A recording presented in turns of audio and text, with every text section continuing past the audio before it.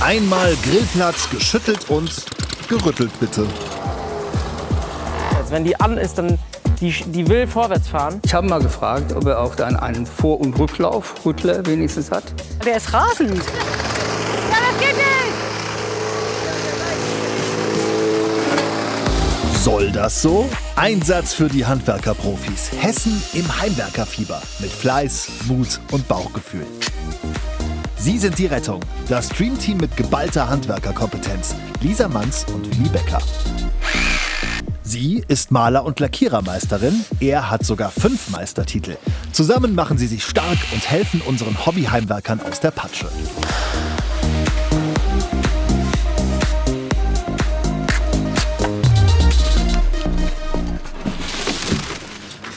Der Heimwerkertag startet im idyllischen Hombergshausen bei Joschi Waldeck. Der 30-Jährige ist zwar Single, aber nicht allein. Hier kommen Mädels, komm. Mein Projekt ist, einen Grundstock zu legen, dass der Ziegenstall cool ist, dass die Ziegen einen artgerechten Stall bekommen, der für mich leicht händelbar ist. Joschi und seine Mädels. Auftakt für ein soziales Projekt. Es ist morgens einfach eine Freude, nach einem Kaffee und nach einer Kippe meine Mädels und meinen Boxsäppel einfach rauszulassen. Es ist irgendwie ein schönes Gefühl, jeden Morgen einfach eine wiederkehrende Arbeit zu tätigen. Neben Boxsäppel ist er der Hahn im Korb bei den 13 Ziegendamen. Jetzt will ich gleich die alten Gitter abbauen, also das Provisorium abbauen. Dann wollen wir den Stall misten. Und dann wollen wir gucken, dass wir Stück für Stück da was umgebaut kriegen. Ja, dann mal ran an die Arbeit.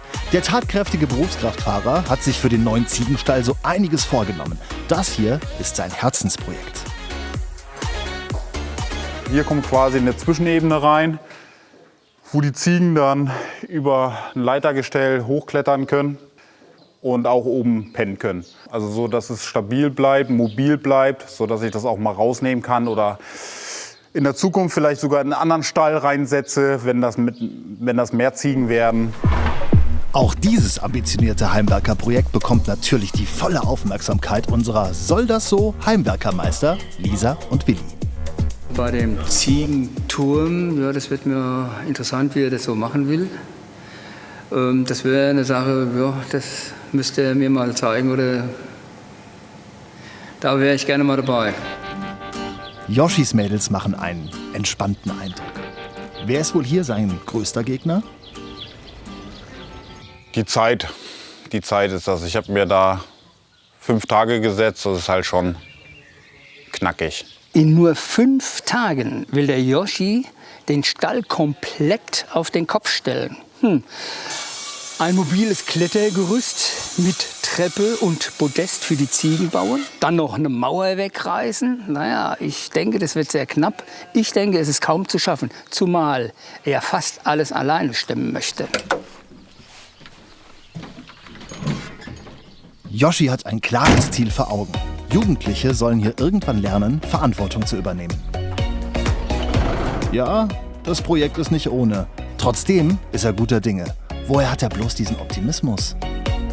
Durch meine Erfahrung, wenn ich planlos an die Geschichten rangehe, dann kommt ein gutes Endresultat raus. Also ich bin jetzt nicht der Typ, der das irgendwie von A bis Z alles durchplant, sondern ich lasse jeden Tag neu auf mich zukommen. Planlos geht der Plan los. Dafür stört es Joschi auch nicht so sehr, dass er manchmal eben auch Mist produziert.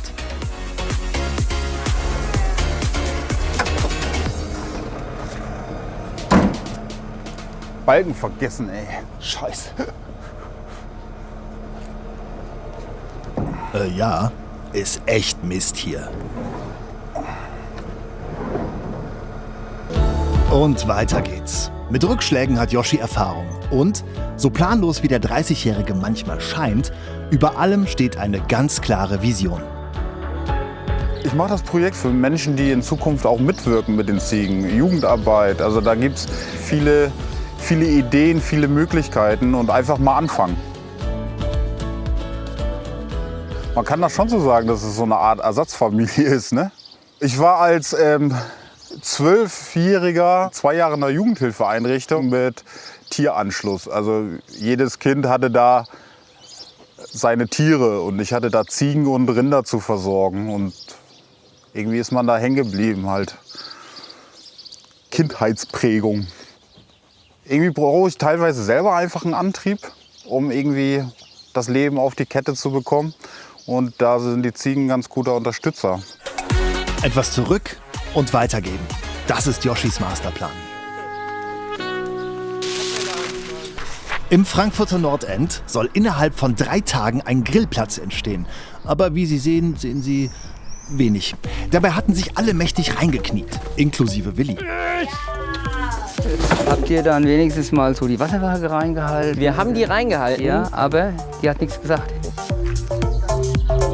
Dann machen wir das bisschen Split mal auf Seite wieder, weil dann wollen wir das gute Split, was da schon verteilt ist, ein bisschen retten. Der Split ist heute die geringste Sorge von Hobbybauleiter Ben Dietrich. Kurz vorm Finale steht der 24-Jährige vor einem gewaltigen Problem. Die Rüttelplatte, die er zum Bodenverdichten bestellt hat, ist kaputt. Yay! Wir haben eine Platte gefunden. Ist ein bisschen kleiner als die wir eigentlich geplant haben, aber geht auch. Der Grillplatz ist für Bens Tanten Martina und Andrea. Mit zur Bautruppe gehören auch noch Bens Schwestern Chrissy und Kada. Jetzt gibt's also erstmal eine Zwangspause. Denn auch die Schotterlieferung verspätet sich. Und wann kommt denn nun die neue Rüttelplatte? Heute, morgen, übermorgen? Der Plan ist, wir holen unsere Rüttelplatte, die wir jetzt organisiert haben, kurzfristig zum Glück. Dann wird der Schotter hierher geliefert, zum Glück. Da gab es aber auch zeitliche Schwankungen jetzt. Wir haben jetzt schon 10:15, ein bisschen längere Frühstückspause, obwohl wir noch gar nichts gemacht haben. Was aber auch okay ist. Und dann kommt noch eine zweite Schubkarre und dann können wir loslegen. So ist der Plan. Und hoffentlich hält das Wetter noch ein bisschen. Wir müssen einfach schneller arbeiten. Also nix wie los. Mit Hochdruck geht's durchs magische Gartenportal zu dem Ort, an dem noch immer gutes Wetter und vor allem gute Laune herrschen. Und weil Kada Bens ersten Handwerker-Lifehack schon wieder vergessen hat, kleine Auffrischung gefällig? Eine Brezel. Eine kleine Brezel, wie beim Backmeister. Hier rein, kannst du ziehen, wie du willst, geht nicht raus. Gern geschehen. Keine Ahnung. Ich muss es so halten. Eieiei. Gardenman Ben wäre entsetzt. Den Namen darf er übrigens behalten. Bitteschön, auch gern geschehen. Ich halte es mal fest und Und zum Glück hält der Stecker, trotz fehlender Brezel. Jetzt geht's den Efeu-Überresten an den Kragen. Und, wie man sieht, ist echt noch einiges zu tun. Ben hat das Gummistiefelballett nach vorne in den Hof beordert. Mit 2 Stunden Verspätung kommen hier endlich die Hauptdarsteller für den letzten Akt. –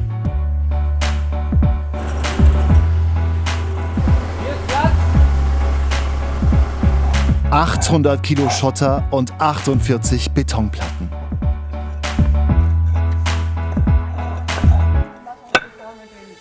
Das sieht gar nicht so viel aus. Aber ist schwer. Ist schwer.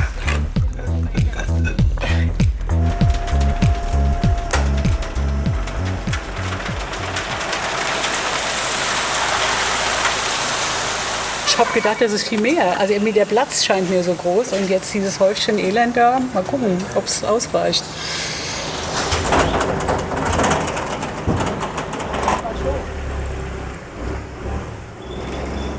Und jetzt versuchen wir mal die 800 Kilo hier mit den Schubkarren dahinter durch die Hecke zu fahren. Und hoffentlich sind wir schnell genug, dass hier das Wetter mitspielt. Aber noch bin ich guter Dinge und wir haben heute noch nichts gemacht. Wir sind Power 100%. Wir können jetzt hier voll reinhauen. Von daher, let's go. Denn auch das mickrige Häufchen schafft sich ja nicht von alleine in den Garten. Schade eigentlich.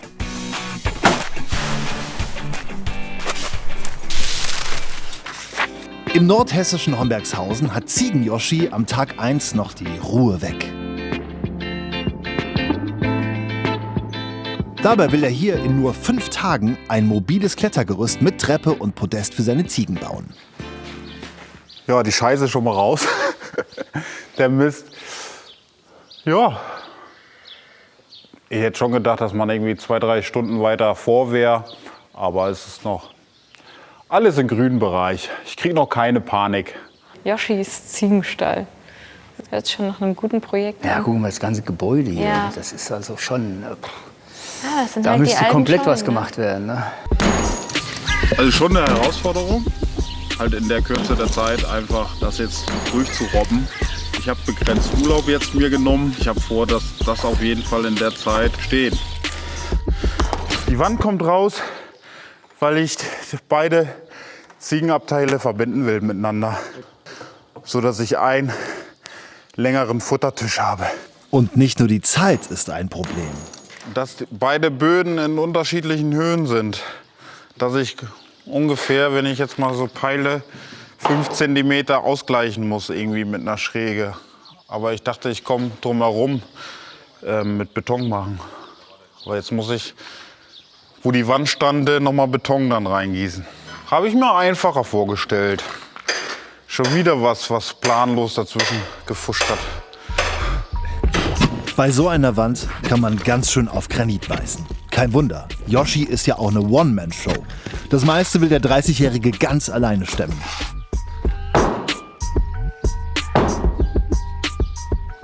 Jetzt probiere ich die restlichen Steine mit einem Stämmer, weil die halt so massiv drinne sitzen, so stabil, die mit einem Stämmer zu befreien. Ist jetzt nicht so ein großer Stämmer, ein relativ kleiner, aber es müsste gehen.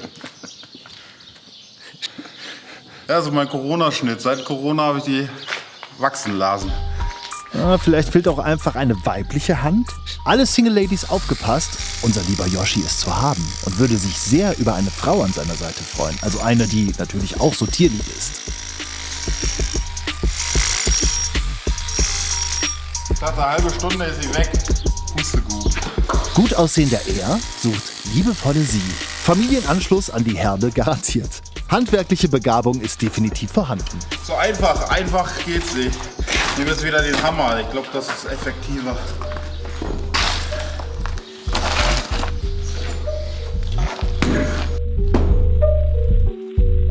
Wenn man jetzt handwerklich komplett 2 linke Hände hat, dann würde ich jetzt so ein Projekt auf Stufe 10 stellen. Aber für mich ist das umsetzbar. Ah, da gehen die Meinungen aber auseinander. Bei dem Schwierigkeitsgrad würde ich sagen, ist schon sehr schwierig, relativ hoch. Wie ist Yoshi eigentlich zu seinen Ziegen gekommen? Mit den Ziegen kam das dazu, dass einer an uns rangetreten ist, der keine Kapazität mehr hatte, sich um seine Ziegen zu kümmern und nach einer Unterstellmöglichkeit gesucht hat. So kamen die Ziegen letztes Jahr zu uns und ich habe dann mich geopfert und gesagt, komm, ich kümmere mich um die Ziegen.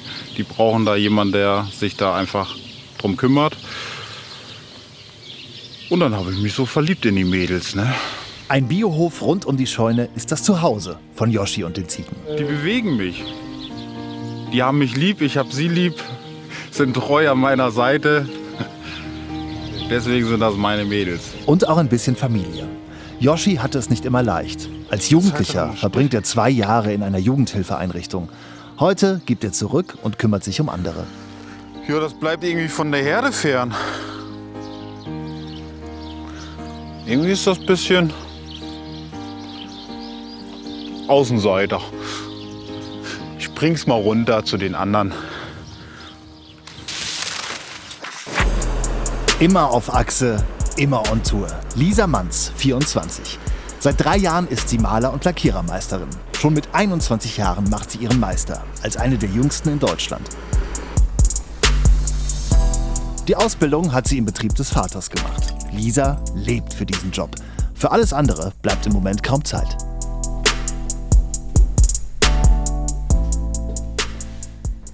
Hier befinden wir uns in meinem irgendwann mal werdenden Ankleidezimmer.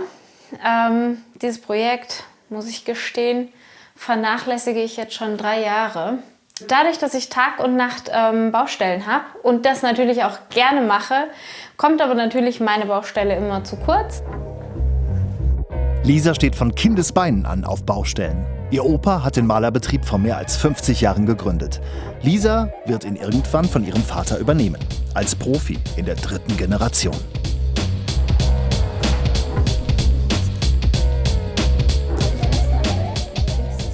Mich motiviert vor allem jeden Tag, ja, das ist dieser typische Handwerkerspruch, aber er stimmt halt zu 100%. Ich sehe am Ende des Tages, was ich geschafft habe. Dabei ist der 24-Jährigen nicht nur wichtig, wie viel sie am Ende des Tages geschafft hat. Aber das, was gemacht wird, also mir ist am Ende schon wichtig, wie die Ecken und Kanten und dass halt vor allem auch einfach sauber gearbeitet wurde. Bei so viel Profi-Power in der Familie muss man sich ab und zu auch behaupten. Meine Mutter würde jetzt schimpfen, dass ich das ganze Zeug mir immer vor den Füßen rumliegen lasse. Ich sehe das anders. Ich sage, solange gearbeitet wird, kann das hier rumliegen. Aber ist die Baustelle am Abend, oder verlassen wir die Baustelle am Abend, wird der Boden frei gemacht und die Laufwege freigeräumt. Also ich reiße immer gerne an einem Stück runter und stopfe es später einfach in einen Sack. Lisa hat ihr eigenes Tempo und vor allem ihre eigene Art, Dinge anzupacken. Seit sie 16 ist, sammelt sie ihre Baustellenerfahrungen. So bekommt man auch das richtige Selbstvertrauen für die vermeintliche Männerdomäne. Hier sieht man die Arbeiten, die davor gemacht wurden. Sowas würde es natürlich bei meiner Pingeligkeit, kann man das so sagen, nicht geben. Ich gucke da jetzt mal drüber hinweg, weil irgendwann soll da einfach auch noch mal eine Terrassentür entstehen. Aber sowas stört einen oder mich natürlich schon extrem. Ja, mich hat es eigentlich schon immer, kann man sagen, ja, gereizt. Also ich fand es immer super cool, mit dem Papa mitzugehen, mit ihm auf die Baustellen. Ja, kann man sagen, ich habe immer zum Papa raufgeschaut, wie der Kunden beraten hat, wie er Fachmann auf seinem Gebiet ist, bewundert mich heute, also bewundere ich ihn heute noch für. Ja, und das ist, glaube ich, so das, wo ich mir immer schon als kleines Mädchen gesagt habe, so will ich auch mal werden oder sowas möchte ich auch mal erreichen, was mein Dad bis heute erreicht hat. Und einmal hat sie ihren Papa tatsächlich schon in den Schatten gestellt.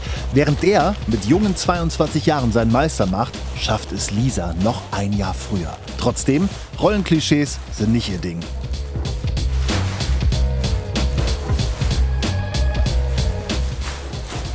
Ich glaube, ich bin nicht typisch Mädchen. Aber manchmal möchte man einfach, glaube ich, gerne dieses typisch Mädchen leben und trifft dann solche Entscheidungen und legt sich so eine Tapete zu. Mal schauen, wann Lisa Zeit hat, die an die Wand zu bringen. Die nächste Baustelle wartet schließlich schon.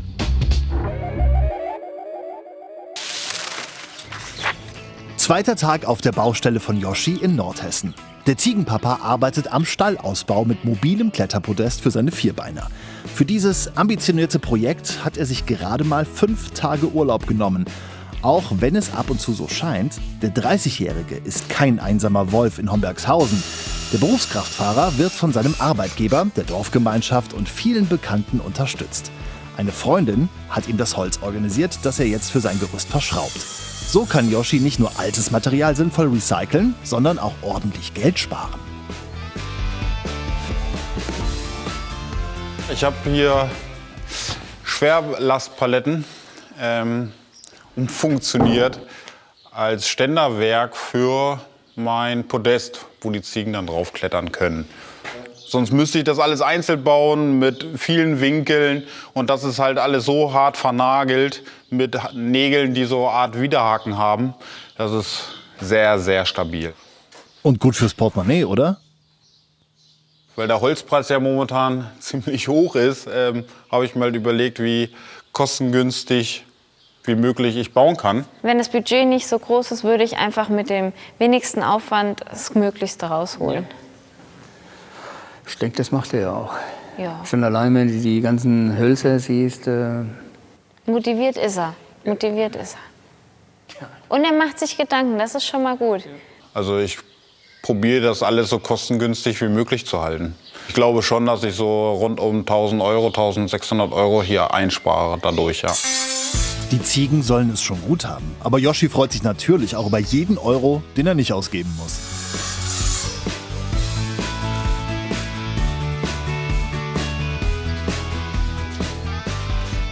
Ich bin ganz froh, dass ich nicht mein komplett angespartes dafür verbraten muss. Und was machst du dann mit der gesparten Kohle? Urlaub dann mit der Traumfrau.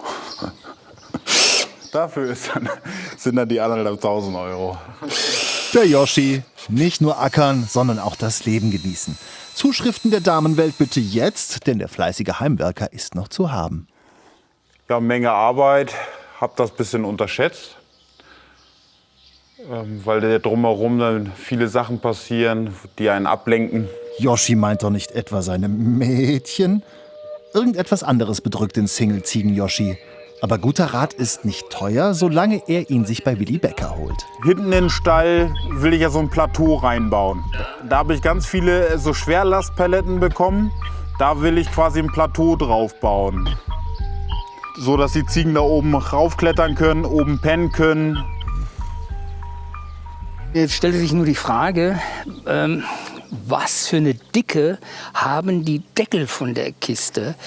Ich habe da nur die Sorge, dass wenn die Ziegen da hoch und runter springen, nicht, dass eine Ziege nachher in den Deckel reinfällt. Und ich denke, das will keiner sehen. Von daher, ich denke, da muss ich mal hin. In Frankfurt hat Hobbybauleiter Ben den Hut auf beim Anlegen des Grillplatzes für die Tanten, Martina und Andrea. Unterstützung bei der schweren Schotterlast bekommt er zusätzlich von seiner Schwester Chrissy. Aber Ben bestimmt hier ganz klar den Takt. Wichtigstes Etappenziel: den Schotter verteilen und verdichten, solange das angekündigte Gewitter nicht über Frankfurt hereinbricht.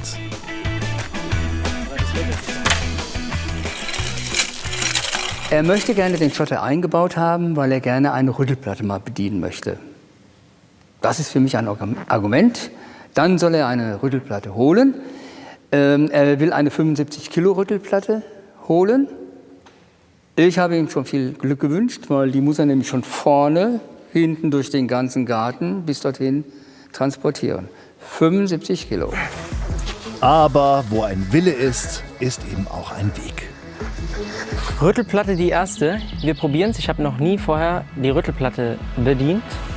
Das heißt, alle Rüttelplattenprofis da draußen, seid gnädig mit mir.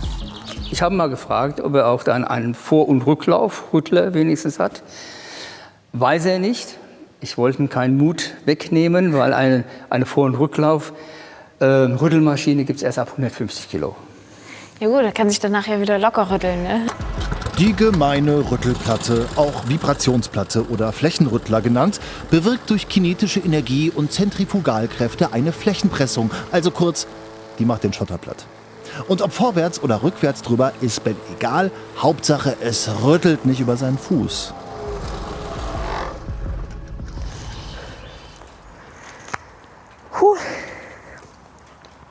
Also von Sekunde 1 an waren ich und die Rüttelplatte 1.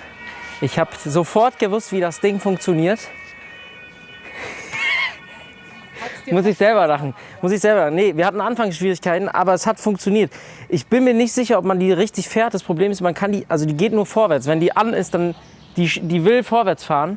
Und diese Ecken hier, weiß ich nicht so ganz, wie das ist. Also ich fahre halt immer hier so rum und hier ist sie nicht. Das Runde muss ins Eckige, kennen wir ja. Jetzt ist hier Rüttelplatten-Schichtwechsel. Aber auch die nächste Runde geht nicht rückwärts, Martina. Der zieht selbst nach vorne. Du musst nur lenken. Ich muss den festhalten. Du musst nur lenken. Ich muss so schnell sein. Kann man den langsamer einstellen? Das ist das Gerät. Das wäre echt gut, weil der ist rasend. Und ab geht die Luzi mit Martina.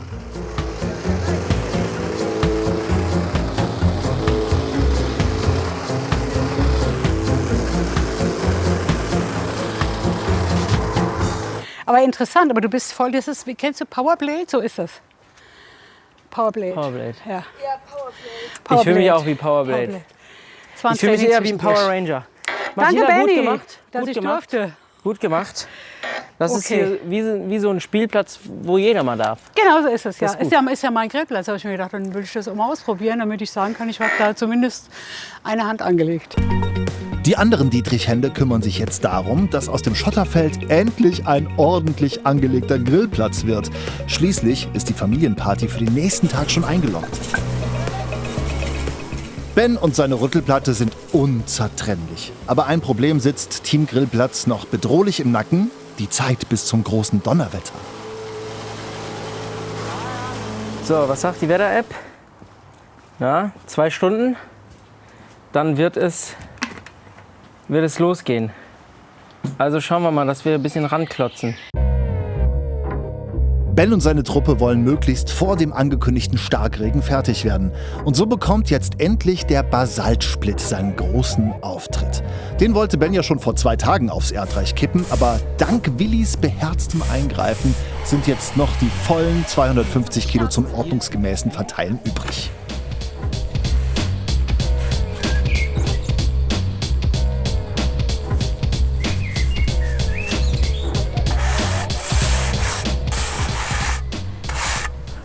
Es wird schon windig. Spürt ihr das? Meine Wetthilfe hat gerade gesagt, es könnte in einer halben Stunde anfangen. Schauen wir mal, wie weit wir bis dahin kommen. Probleme, die Yoshi in seinem Ziegenstall glücklicherweise nicht hat. Er kann schließlich drinnen arbeiten. Aber auch hier wird am 3. von insgesamt 5 geplanten Bautagen nicht alles eitel Sonnenschein sein. Glücklicherweise droht im Stall kein Zickenkrieg, denn die Mädchen dürfen raus. Und Yoshi ist erstmal stolz auf seinen Fortschritt. Ich habe gestern mit meinem Nachbar die Deckel, also quasi die Ebene, die da drauf kommt, wo die Ziegen dann drauf laufen können, gebaut. Die werden dann heute im Laufe des Tages draufgehievt. Die Stufen für seinen Kletterturm hat der fleißige Hobbyhandwerker auch schon fertig gezimmert. Problem: wie stabil muss der Deckel sein, damit später kein Tier einbricht? Eine Frage, die erstmal hinten ansteht.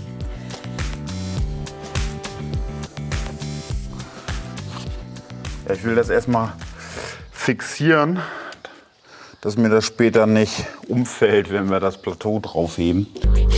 Und dann könnte ja der Willi weiterhelfen, gell? Von Willi kann ich, denke ich, durch seine Erfahrung eigentlich unheimlich viel mitnehmen. Guter Plan. Und während Yoshi so vor sich hinwerkelt, rollt der Beton- und Stahlbetonbauermeister auch schon auf den Hof.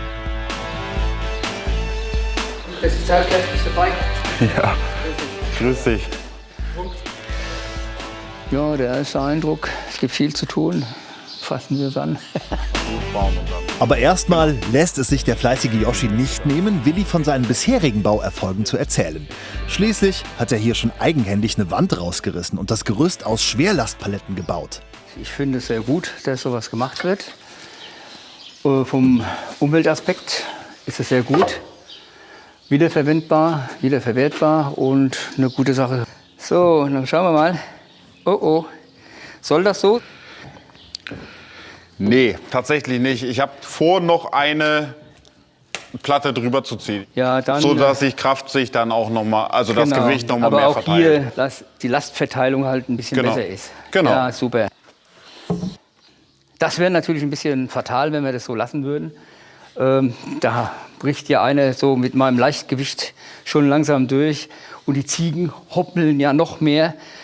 Da hätten wir ein Problem. Ich habe ja schon erfahren, dass der Willi ganz genauer ist mit viel Erfahrung. Da wusste ich, dass er noch einiges zu bemängeln hat. Oh, ja, also bemängeln tun wir nicht. Nein, also Wir schlagen mir nur vor. gute Ratschläge geben kann. Hey, immerhin hat Willi 5 Meistertitel und kennt sich aus mit Neu-, Um- und Ausbaumaßnahmen. Auch bei ihm steht umweltbewusste Renovierung ganz weit vorn. Und eben auch schnelle Problemlösung. Ja, ich hätte jetzt gedacht, alle festschrauben, aber wenn das anders geht, so dass es nicht verrutschen kann. Sofern wie du 4 Winkel an 4 Ecken hast, die innen drin sind, dann rutscht da nichts mehr. Ja.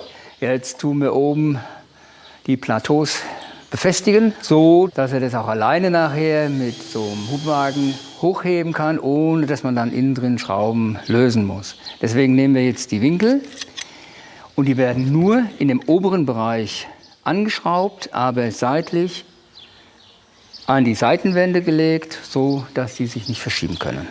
Das klingt alles sehr einleuchtend, wenn der Fachmann spricht. Das erste Ziegenpodest beim Bau. Ja, das ist halt das Schöne auf dem Bau. Es sind sehr, sehr selten wiederkehrende Arbeiten. Und gerade bei solchen kleineren Sachen, da sage ich immer, man wächst immer mit den Aufgaben. Ob denn die Vorfreude bei Yoshis Mädels auch langsam wächst? Die Tiere sind echte Naturtalente im Klettern und Balancieren. Und die marschieren dann alle hier hinten auf unser Podest. Ja, Podest, ich denke mal nicht alle auf einmal, Nee, aber sondern so immer irgendwie. mal wieder, ja. Wer geht da zuerst hoch? Ich denke mal, der Seppel, der ist der Neugierigste, ne? Er? Ja, Der checkt die Lage erstmal der checkt die Lage. und Ja, sagt, Jungs, Mädels, ihr könnt rein. genau. Und die Katrin, die jetzt da steht, die braun-schwarze, Ja. die hat hier ziemlich was zu melden in der Herde. Yoshi kennt sie eben ganz genau, seine Mädels. So, erste Platte. Der Moment der Wahrheit.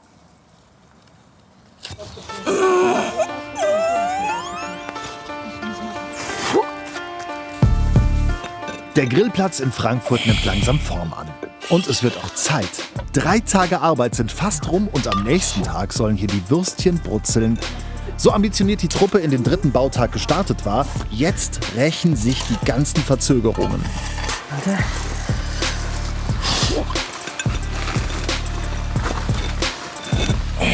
Kacke. Also die verlorenen 2 Stunden von vorhin machen sich bemerkbar. Ich habe Semi-Bock jetzt, sag ich mal so. An alle Mächte, an die ihr glaubt. Ich rufe alle Superhelden, alle großen Meister, Drückt alle uns die Daumen. Highlander, alle Krieger, alle guten Geister. Alle Stoßgebete nach oben helfen Ben bei seinen Problemen unten leider nicht. Hier, gib mir mal den Teil, den Hammer da. Der ist nicht optimal. Da kann Ben so viel hämmern, wie er will. Die letzte Platte macht ihm einfach einen Strich durch die Rechnung. Der stets bestens gelaunte Hobbybaumeister ist gerade mit den Nerven am Ende und mit den Kräften. Also an die Ecke machen wir nur was drunter. Weil guck, wenn du sie hochhebst, passt sie gut. Ja, ja.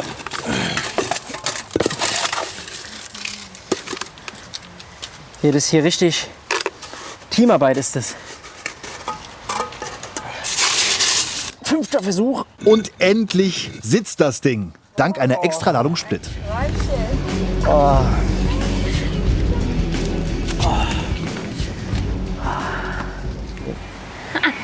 du gut gemacht. Danke. Ich bin wirklich proud of dich. Ich bin proud of euch. Oh. Wow. Kein einziges Mal habe ich gehört, oh, es regnet, muss ich jetzt eine Platte nehmen. Ich muss ehrlich sagen, Find ich gut. der Regen hat gut getan. An guten Tagen gibt es eben nur Hier und Jetzt. Für die Grillplatztruppe heißt es Endspurt. Aber soll das so? Das sieht nach einer gefährlichen Stolperfalle aus. Doch auch dafür gibt es eine spontane Lösung.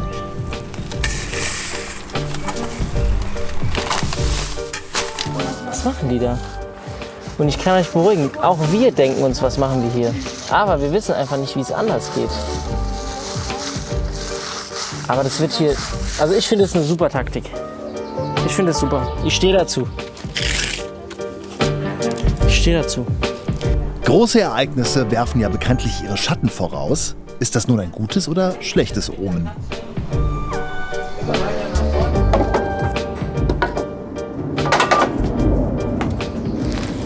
Best Moment gibt's bei mir nicht. Es gibt nur super Moments hier.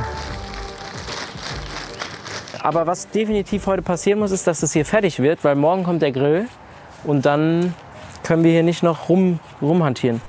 Tob dich aus. Ja, das ist bei dem. Ein Bild, das sich einprägt. Diese Art, den Boden glatt zu machen, sollte sich die Truppe wirklich patentieren lassen. Und dann... Tada! Ich finde schon ziemlich geil.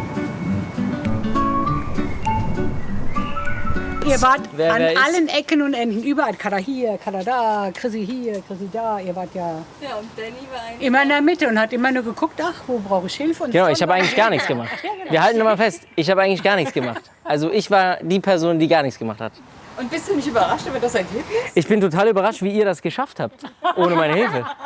Ich würde sagen, auf diesen Sieg, bevor es hier richtig anfängt zu schütten, trinken wir ein. Der Kater kommt zu uns. Jetzt Es ist, also jetzt ist aber, gibt es einen schöneren Abschluss als, ich fasse es nicht. Der Kater, der noch vor 2 Tagen in die Baugrube gemacht hat. Ja. Was hält denn der jetzt von dem Ganzen? Also ein besseres Lob gibt es nicht. Wir erinnern uns hier gerne an Willis weise Worte. Wenn die Katze nachher kommt und die findet das toll, dann kuschelt die da drauf, dann putzelt die da drauf rum. Also das ist so mein Erlebnis, was ich so gerade mit Katzen, Katern und sowas erlebt habe. Damit ist diese Bauabnahme auch erfolgt. Und jetzt in die Kamera. Katze in die Kamera. Die letzten Worte gehören Grillplatz-Neubesitzerin Martina Super geworden. Echt richtig. und Bauleiter Ben. Das soll so. So soll das sein. So kann es bleiben. Und schon am nächsten Tag ist alle Anstrengung vergessen. Ich bin voll und ganz zufrieden mit dem Endprodukt. Auch hier mit diesem Angleichen des Erdreichs noch. Also echt super. Und zum Glück hatten wir Willi hier, der uns wirklich noch mal ein bisschen mit dem Boden angleichen und so geholfen hat. Das war schon sehr wichtig. Hallo!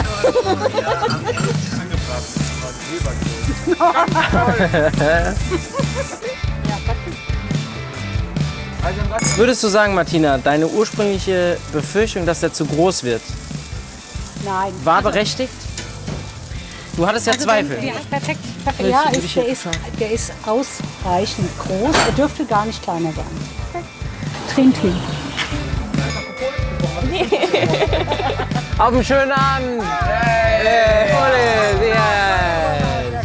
No. Auf das nächste Projekt, ihr Lieben. Diese Truppe ist zu Recht stolz auf ihr Werk. Da kann nicht mal der Regen die Laune verhageln.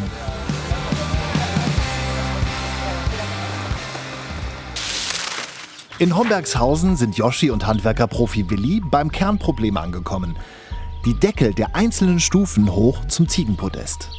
Ich weiß nicht, ob das sagen wir mal, stabil genug ist. Weißt du, wenn du jetzt hier Kanthölzer drauf machst, dann würde ich lieber Na, ich würde die hier reinmachen. da reinmachen. Immer vielleicht 3 Stück. Ja, Hier ringsrum hat sie ja einen Auflagepunkt. Und dann bräuchten wir ja nur genau. in der Mitte irgendwie einen Punkt. Ja, wenn die hier drauf hüpfen, Ja.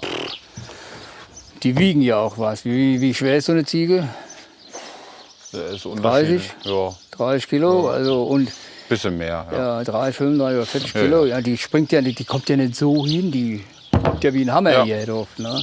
Ob die dünnen Platten das wirklich aushalten? Genau, das ist jetzt eine von den Maß und die habe ich ja am meisten von den Maß. Ja. Und wir können auch sagen, dann fahre ich noch mal zum Baumarkt und hole halt für diese 3. Ja, auf für der, die 3, ja. auf der anderen Seite wollten wir auch noch so eins machen. Ja, USB-Platten wenigstens. Auf keinen Fall soll eine Ziege später einbrechen. Also werden erstmal die Auflageflächen für die Deckel verstärkt. Den brauchst du ja noch nicht mal festzuhalten. Der hält ja alleine. Gut gemessen. Guck dir das mal an, du. Ha? Das ist ja... Also die Konstruktion, so wie wir die jetzt... Für die wir uns jetzt entschieden haben, ist hervorragend. Das stabilisiert die Ränder auf jeden Fall, weil die Ziegen springen ja immer hier vorne drauf. Das wird auf jeden Fall halten. Das hat man schon gemerkt bei 2 Schrauben, die hier reingemacht worden sind. Wir machen jetzt noch 2 Querstreben rein und dann ist das Ding perfekt. Dann kommt die USB-Platte oben drauf. Ja, dann sehe ich da an für sich gar keine Probleme mehr. Dann können die Ziegen da hochmarschieren. Ja, es war ein super Rat, den ich natürlich selbstverständlich Folge leiste, weil ich habe an meiner Seite hier einen erfahrenen Mann vom Bau, der mir jetzt noch mal so ein bisschen Statik nahegelegt hat. Ja, klingt aber alles plausibel, so machen wir das jetzt. Ich bin ja noch nicht so schwach. Joschi bekommt nicht nur tatkräftige Unterstützung und Nachhilfe in Sachen Statik, sondern nebenbei auch den richtigen Fachjargon.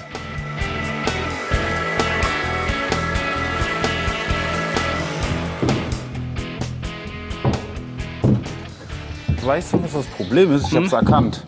Was denn? Die Platten sind manchmal unterschiedlich stark. Ach, die sind unterschiedlich dick. Ja.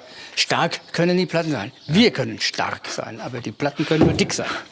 Wieder was gelernt. Stark können wir sein, aber die anderen sind dick. Besser so als umgekehrt.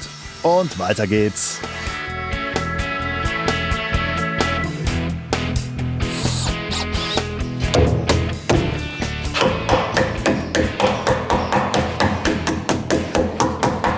Das habe ich früher immer mit der Faust gemacht. Aber mittlerweile habe ich Angst, dass die Knochen brechen. Ja. Meine sind noch jung. Ah, du bist ja noch jung.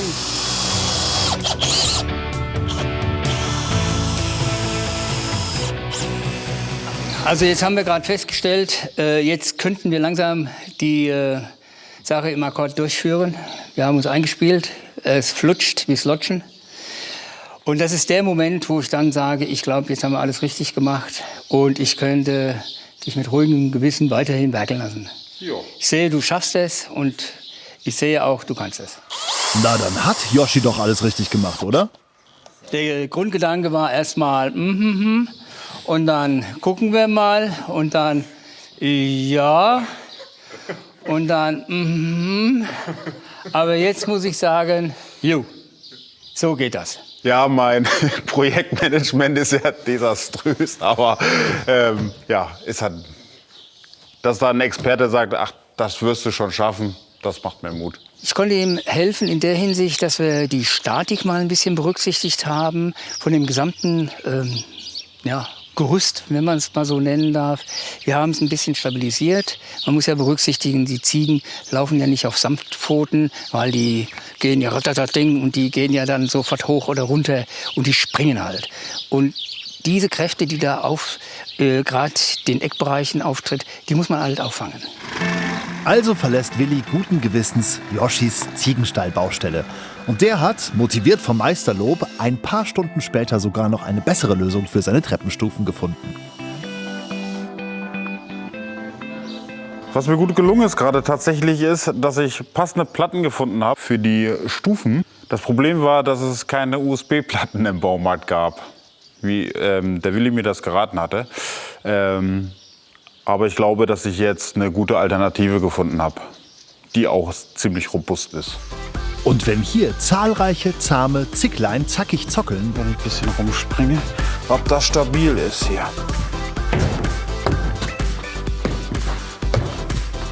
Oh, das scheint gut stabil zu sein. Jetzt springen wir mal wie eine Ziege hier hoch.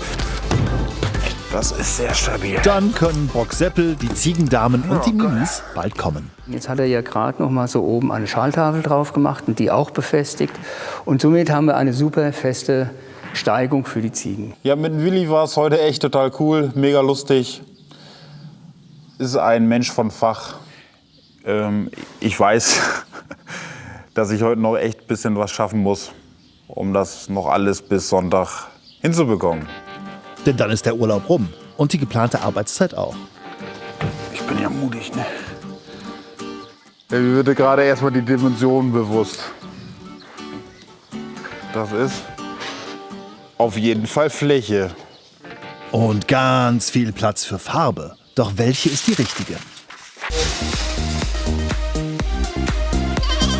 Yoshis Bauprojekt gerät zeitlich ins Schlingern, aber wenigstens beim Streichen eilt Lisa zu Hilfe. Dass man die Höhe der ersten Latte annimmt. Soll das so? Einsatz für die Handwerkerprofis. Hier.